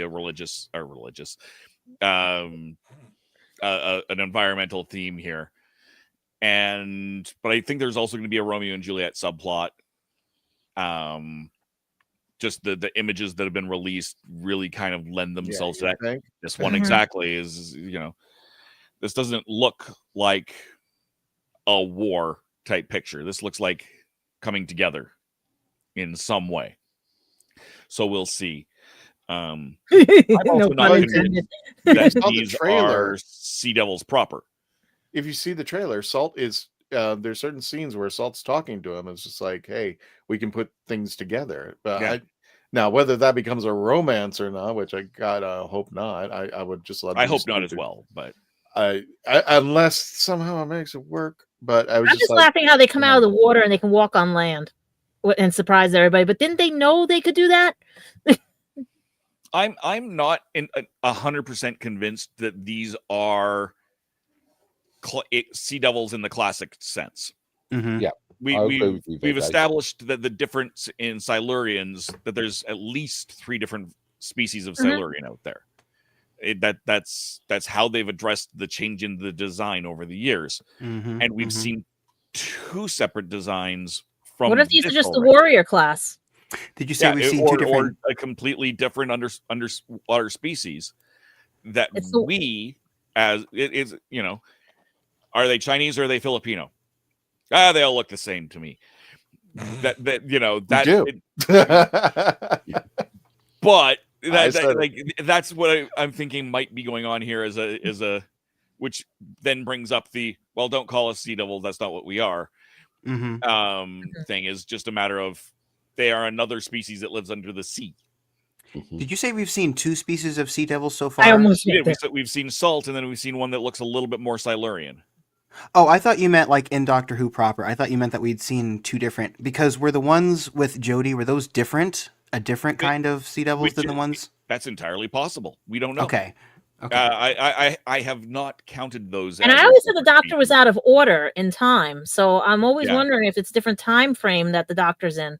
Also possible. Like there's any number of ways they could have dealt with this, but in the advertising for the War of the Land and the Sea, we've seen salt and a male version of that iteration of the species. I think I just sent you pictures of that. An entirely different one that looks more Silurian and a little bit more traditional sea devilish. We've seen that image released. So I'm thinking there's more to it than what it is boiled down to in a soundbite from RTD. Damn it, will you shut your mouth, man? They could have been genetically altered too. Yeah. Oh yeah, there's any number of reasons that they could look different. Because I know that was a big one of the early, even before the name change, that was the first thing the internet popped off on was, well, these don't look like the Sea Devils anymore. This is horrible and the worst thing ever. And oh my god. To be fair, that version of Sea Devil wouldn't fly now. It's very silly. Exactly, it's pretty silly. And looks the, like a the bat. CGI version of them from the 13th Doctor era was also still pretty silly. I don't mind silly, to be fair. I'd be quite happy to have this version of the Sea Devils out there. Bird. That looks like one of those the turtles, like a turtle. Snapping turtle. With flaps. But like that. My concern is this: when we first saw the Sea Devils, tell me if I'm wrong on this, Mark, but when we first saw the Sea Devils coming out of the ocean, they were lankety, they were taking forever. You could outrun these guys as they were walking out of the ocean. And this guy could jump across a pier to get back to his boat. I'm like, what the hell? Yeah, it's like I was like, sorry, Christian, I was going to say it's the same thing like with Daleks, where the Daleks couldn't get up the stairs. I could see the improvement. Remember, these guys are mechanical, even though they have a creature inside. When we got to the 7th Doctor and what was it, Remembrance of the Daleks, that joke where the Doctor runs up the stairs and stops the Dalek and the Dalek starts to levitate. Yeah. I mean, they're supposed and he goes, oh no. Yeah. We're talking about natural evolution, and now all of a sudden these Sea Devils can fling across the room and they got Kung Fu grip. So I'm just like, what the hell is this all about? I don't mind so much new designs, though, with the show. I mean, I'm kind of glad we're not getting the silly Sea Devil design in this show, but maybe they're going to do like a Dalek thing where they have to prove it, where it's like, what are you going to do? And then he grabs the guy's face. You got the 9th Doctor. That Sea Devil just absorbed the entire ocean. It knows everything. I don't know if they're going to upgrade them or not, but I don't mind the upgrade so much. But it's okay to a certain extent, but I was just like the Weeping Angels. Now they can do what used to be so nice about them is just like they had I wouldn't say the weakness, but they were limited to, they sucked your time out. They sent you back in time to death, and they use that as their power. Now they could break your neck, and then they could, zap you more than one time. I was just like, maybe just power creep is a problem with any long running show. And unfortunately, the fandom has shown themselves to be largely, not entirely, but largely resistant to new villains. Oh, give us the old stuff back. Sometimes you get a Weeping Angel that hits the consciousness and they love it. But then they want more of it. And you got to do something or it becomes stale. That's why we get, as far as I'm concerned, I'm quite happy to have a Dalek-less Doctor. Not forever, but I'm tired of the Daleks. The Daleks are not the greatest thing in the world. They're limited to what their storylines are. There's 62 years of Doctor Who, and this is one of my biggest gripes when it came to Chris Chibnall. He's going like, well, I'm not going to use any of the classic monsters. And you have people, I think that's a wonderful thing that people today would get if you had given a chance. You could see the Weirin, you could see the Zarba, you could see what it would look like today, and appease people, who grew up with that. It's like, oh, that's cool. The Zarba can do this now. Now we get to see their intricacies instead of this puppet-like deal. And I'm not a big fan of the Sea Devils per se, but I was, when I saw their new look with Jodie's time, it was okay because they were kind of sticking to things. And I was just like, well, if we kept it the way it was, you can upgrade it without having to change the core of it, if that makes sense. Mm-hmm. No, I agree. Same thing what we did with the Silurians as well. Yeah, exactly. Yeah. If you look at the Silurians from the classic show and then look at it with the reboot show, they are different in things, which may be a good thing. Like I said, I like your ideas that they're different races or different races of the Silurians, or different races of the Sea Devils. Mm-hmm. Yeah.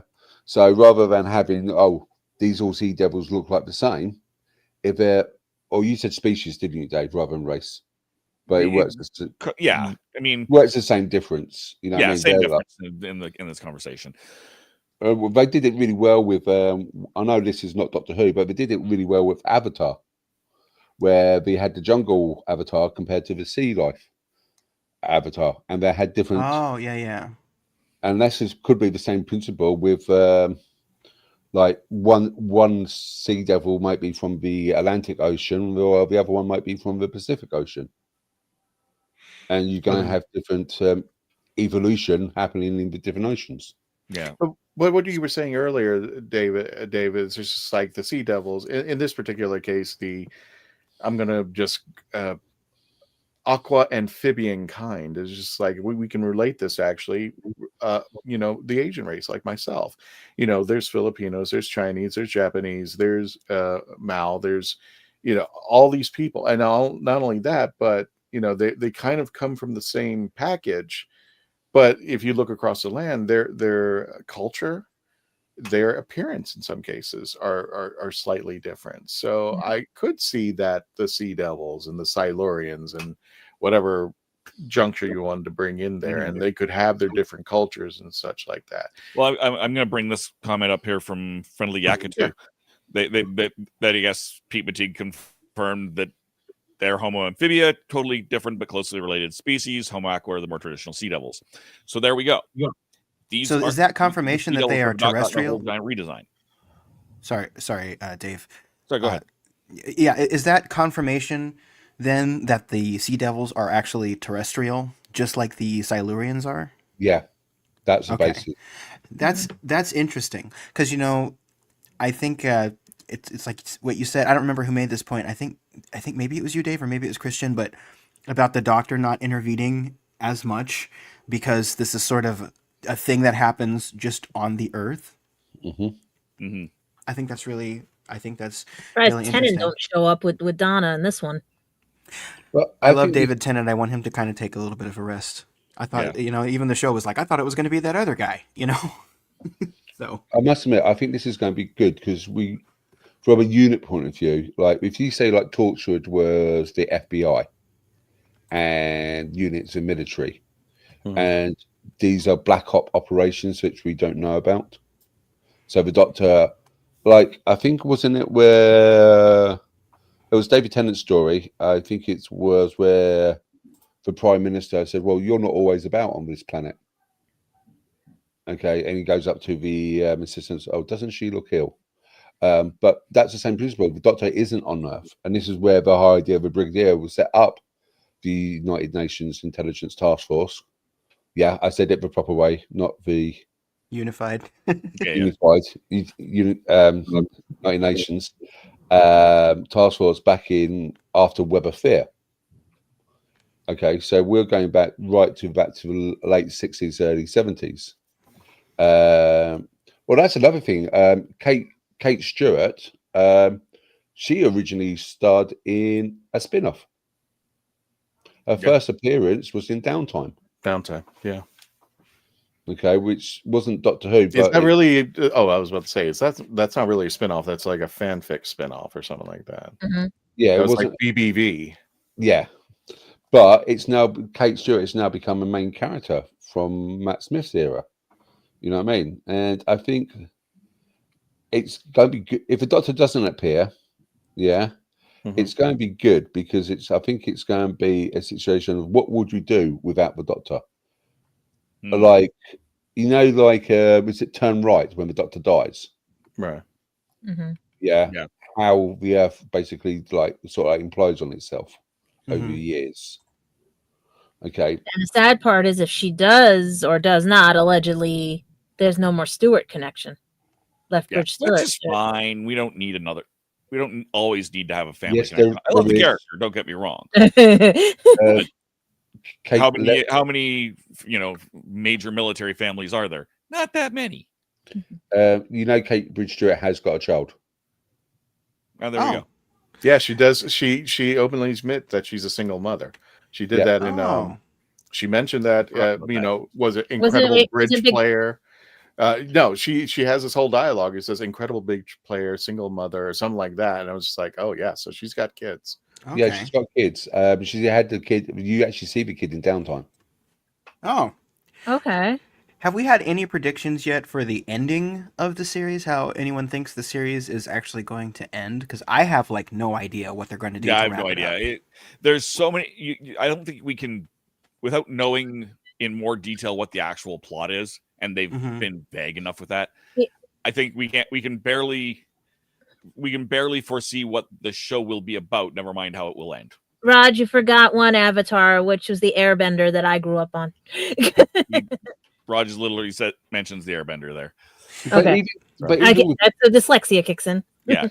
Even with the Airbenders, they had different traits depending on whether or not they were North Ocean, South Ocean, fire, or air. You know what I mean? And there were different species of bison. If you watch The Legend of Korra, they found a different species of air bison that and how air he nomads didn't use. freeze himself. Somebody else was supposed to be the original, and then it wasn't supposed to be Korra. Yeah. Okay, so shall we start wrapping things up? Because I heard, I know if you know anybody who knows Bose Trek, I'm like Raj. Yeah, I can't wait until Chris puts out. If you get a chance, here's what I want to ask real quick. If you get a chance on listen to Bose Trek talk about the last two series of Doctor Who, and your mind will get blown. What is it again? What I want to ask. It's Bose Trek, but I just want to prepare you. It is probably the most. Some people would consider it the most toxic thing, but it's just him ripping the show's episodes left and right. So, yeah, just be prepared for what people would consider toxicity, but I think it's funny sometimes because some of it is just like, yeah, he's spot on that one. So, what I wanted to ask is, are they going to leave the 5th episode to coincide with the American episode when they start actually airing them? We don't know. That's what's everybody going to do after the 5th We'll know when they episode? show up. So far, the closest we've got is 2026, so probably not.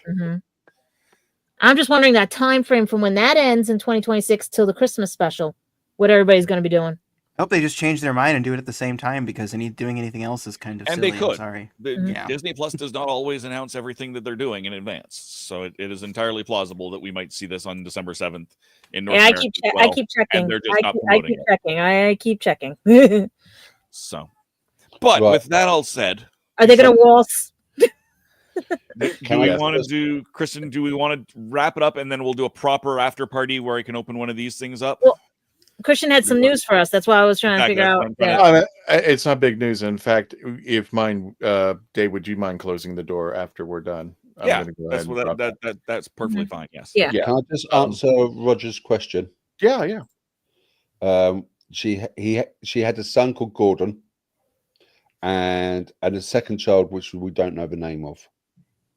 The Rogers one, which is she had 2 daughters, I believe. No, it was definitely a son in Downtime, and his name was Gordon. Didn't she have the twins? Someone told me twins one time. No. All right, Kristen, what is the announcement? The announcement is we're happy to announce that we are going to have a special episode. Finally locked him in. Phantasmagoria will be doing a special episode of Simon in 2 weeks, which is the 16th. A very merry Simon Fisher Becker Christmas. Of course, you know, back in March we lost him this year, and we're still feeling the effects of this day. And Phantasmagoria and I were just talking in we're talking in links, I should say. And we came up with this idea of doing something special this Christmas for Simon. So don't forget, lock in your calendars. December the 16th at 6 p.m. we will be having a special, and maybe some special surprises coming along as well. Don't forget the Legend of the Traveling TARDIS 25 Days of Christmas has already started. You can just check it out here on the YouTube channel or on the Facebook page if you want to see. I'll be adding more from Universal Studios and Macy's Day Parade, and I'm also happy to announce our very first convention that we have locked in, Ancient City Con in St. Augustine, Florida, over at the World Golf Village. We will be back with the Daleks of Florida, September 25th to the 27th in this coming year, and we are going to have a lot more conventions announcements as we come along. We're just trying to make sure that we make sure that everything's cool, and that is it. That is for all the announcements. So everybody, I'm going to go ahead and jet. Thank you so much for joining us. Next week, we will let you know what we're doing. I think we might be reviewing the Santa Claus. And it's the one by Nev Fountain. It's the Christmas episode that he wrote. For and you have that one that I can access. You meant the Tim Allen movie. Yeah. So without further ado, folks, have a great night. Thank you for coming along, and I'll take it away, Dave. It's all you. Excellent. Where's the button to go into the after party? Oh, we don't have an after party anymore. Remember, you can just we're go. Just gonna roll through then. All right. If you want, hang on. If you want to make it official, here we go.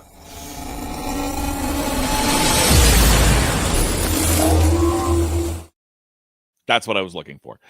This new layout transition. We should delete some of these autumn ones.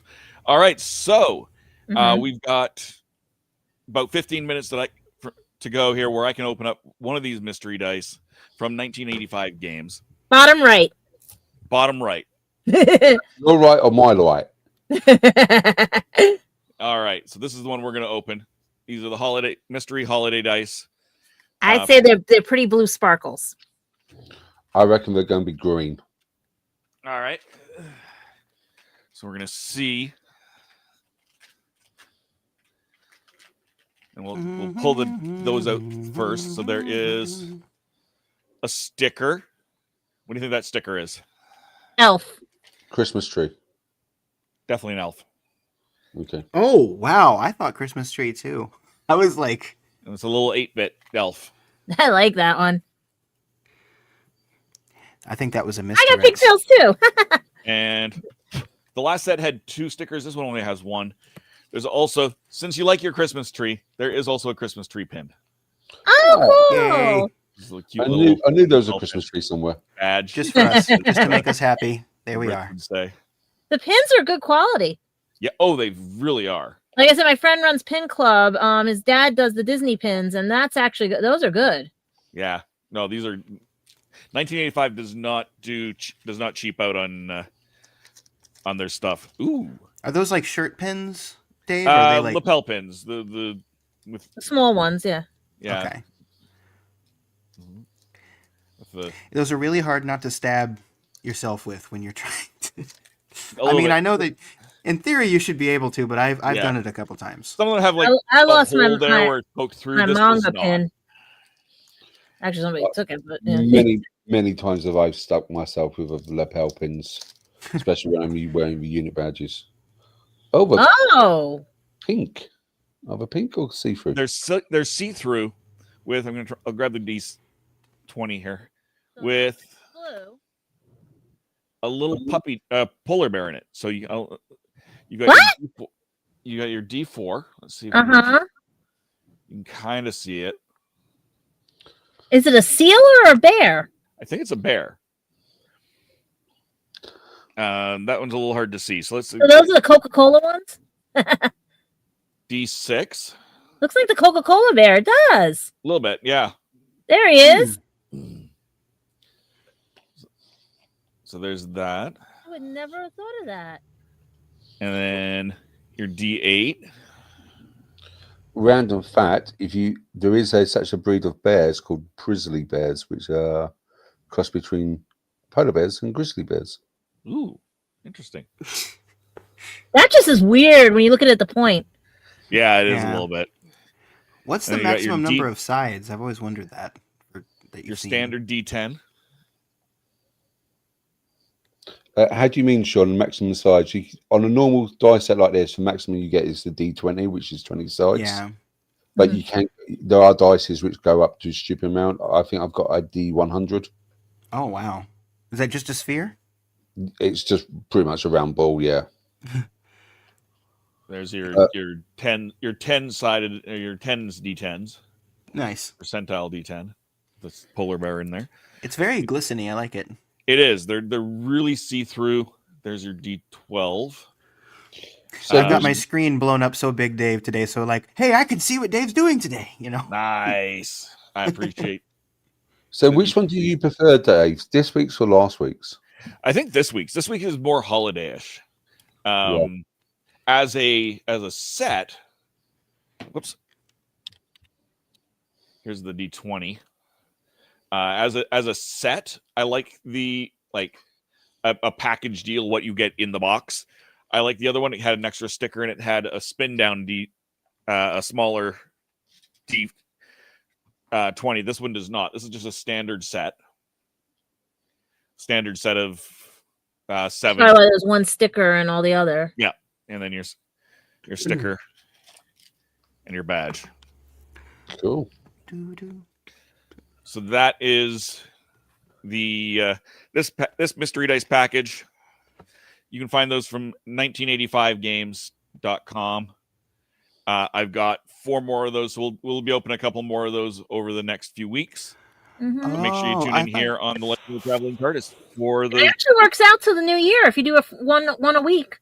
Yeah, and I might skip the week with Simon just to keep that a little bit more Simon-y. I'll have a conversation with Christian about that. Mm-hmm. But that is that. Thank you guys for hanging with me through that little after party. I appreciate it greatly. That's cool. Show off some neat stuff. From a great little. So yay or nay for what's about to begin in UK? Yay! Yay! Yay! Borderline. I don't know. Borderline. It'll definitely be interesting to see how this classmate. I had high hopes for Class, and then it dropped. I liked Tourchwood, but then you had Miracle Day. Sarah Jane, because she passed away, and I wish they could have done some kind of ending the way they did on YouTube and everything. I know that was a very sad ending they did for her and stuff, but it's like I get my hopes up and then they just just remember, Gadget, if you ever watch the new spin-off, just compare it to Canine Australia and then everything. That's why I didn't even mention that one. I'm like, I did not even mention. Like if you compare watching Canine Company was good, right? Canine Company, I only saw a little bit when I was little. Yeah, because PBS only had 3 episodes. That was good. Yeah, Canine Company was basically the first Sarah Jane spin-off. Mm-hmm. I'm glad you mentioned the Canine. You said it was Australia, right? Yeah.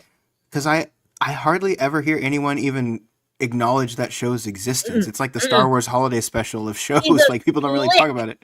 Slick canine. He's slick and he's got legs. It's like Ghostbusters 2016. We do not mention it, but it does exist. But it's the same. But yeah, I would say K9, the Australian one's probably the worst one I've ever seen as a spin-off. But you know what? When you go through the wilderness years without Doctor Who, you'll take anything. Yeah. And we're hoping this is not going to be after Christmas, the wilderness years. Exactly. You could also compare it to Dimensions in Time, which also never happened. There we go. So everybody get your fanfic fingers ready. Yeah, let's wrap this up. Gadget, where can we find you?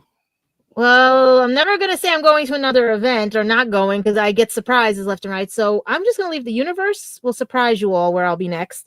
But right now I'll be making sure this thing doesn't get any closer because I'm going to promise you guys I'll fix that bedroom somehow and everything. But you can find my books on lulu.com. You can find other adventures. I have my new channel, Gadget Pendragon After Dark. It was a test site, but now it's going to go for something else and everything. It's basically going to be here for the TARDIS and any other events that I do live with you guys and stuff. But I really would love likes on that page and everything, as well as my regular page, regular Gadget Pendragon 0711 all together, or Gadget 0711 all together. Instagram, everywhere else, because I need my 1,000 followers. I want to go live again with you guys on Instagram. I really do, because you missed out. That parade would have been live on Instagram for you guys. But we'll see what happens. And also just keep watching because I'm trying to revamp Gadget Vlogs as well as anything. Like I said, I just had a test thing and we're seeing where everything lies. But right now it looks like everyone's watching from phones instead of long ways. Oh, we're getting a decent number from both, I think. But yeah, definitely the new version. Definitely, we went from what, 90, not even 95 yet, to 96, almost 97 within a week. Yeah, I think we're gonna have to. Yeah, I'm studying this right now for everybody. For sure. Candyman, where can we find you? You can find me here at the Legend of Traveling TARDIS. You can find me on my Instagram account, which is instagram.com/cyborg T100_cosplay. And you can find me over Spill the Geek Tea. And this Sunday episode should be quite interesting if you like unit and crossovers. There we go. So there's Spill the Geek Tea at Spill the Geek Tea 1. As for me, you can find me, of course, here on Tuesdays on the Legend of the Traveling TARDIS. You can find me on Sundays at Spill the Geek Tea as well, most Sundays. You can find me on the first Thursday of every month on Happiness Patrol. That's youtube.com/@Happiness Patrol Show. And I'm going to show you something here. Do you still have the screen zoomed in, Sean? I sure do. Uh-oh. Take a look at that. Okay, maybe my screen is too special. This Thursday. Oh, you're not. Yeah, we are. This Tuesday, 6 p.m. Mountain, 8 p.m. Eastern. We're going to be talking about Life Day, the Star Wars Holiday Special. That's really weird because I've heard it didn't exist, but I'm very I have it on VHS. It existed. I'm very proud of you for bringing it back into the universe, Dave. Exactly. So definitely join us, youtube.com/@Happiness Patrol Show. Does Jessica still have her life blanket? Sorry, what was that? I think Jessica has a life blanket, right? A life. Yep. She doesn't. She does. She's not wearing it for this episode. Okay. But she does have one. But I'm still disappointed with you, Dave, that you're not doing Battle of Endor or. We got to save something for future seasons. That's. And I have the DVDs right here of the Ewoks, so we don't have to worry about that. Yeah. I have Sindel. I know. Yeah. There is a landing page for this, so you can go to the page at Happiness Patrol Show, hit the notification bell. It'll be running as a premiere. It's pre-recorded. I'll be in the comment section. Some of the other team will be in the comment section, so join us for that. As well, you can find me on every other Monday on Horses on Film, at Horses on Film. We're having a great time over there, Cameron and Scott and I. This coming Monday, which is the 7th, I think. 7th, 8th, 9th. 8th. Whatever next Monday Hold on, I'll look it up. Whatever next Monday is. Monday's the 8th. We're talking Blazing Saddles. Uh-oh. Cool. Uh-oh. Nice. So, yeah, definitely join us for that as well. Other than that, thank you guys very much for where can we find here Sean on the Legend of the Traveling TARDIS? By all means. Where can we find Sean? Oh, yeah, Sean. I'm sorry, Sean. Oh, that's okay. You. No, it's fine. Where can we find you?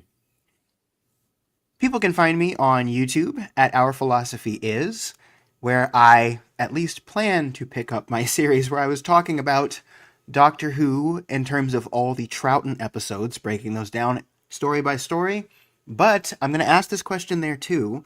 Let me know when I upload my next episode about Troughton if you would like me to dive into a possible episode by episode review of another one of my favorite series from the 60s, The Twilight Zone. Let me know if you'd like me to talk about The Twilight Zone, because I could talk about that series for hours. And indeed, I might. And so you check might. me out at Our Philosophy Is. Thank you. All right. Thank you, Sean. Are you going to do the two doctors? Are you going to count that as a Troughton episode? I will count it as a Troughton episode, and I will not be happy about it, but I will count it. Nobody was happy about that episode. Fair enough. I'm just glad I got both of them back. So for that, there episode. You go. Thank you all for joining us here on the Legend of the Traveling TARDIS. If you have not given us a subscribe, give us a subscribe wherever it is you're watching us. Specifically, though, try and pop over to our YouTube channel, which is somewhere in all of these things at Legend of the Traveling TARDIS. It's there. I'm just looking for the banner to put up there. I can find our tip top. I can find other stuff, but you think I can find our YouTube channel? No, it's in the doobly-doo. At the Legend of the Traveling TARDIS. That's the website, but it's at the Legend of the Traveling TARDIS on YouTube. So definitely check that out. And until next week, thank you guys for joining us, and we'll see you on the flip side.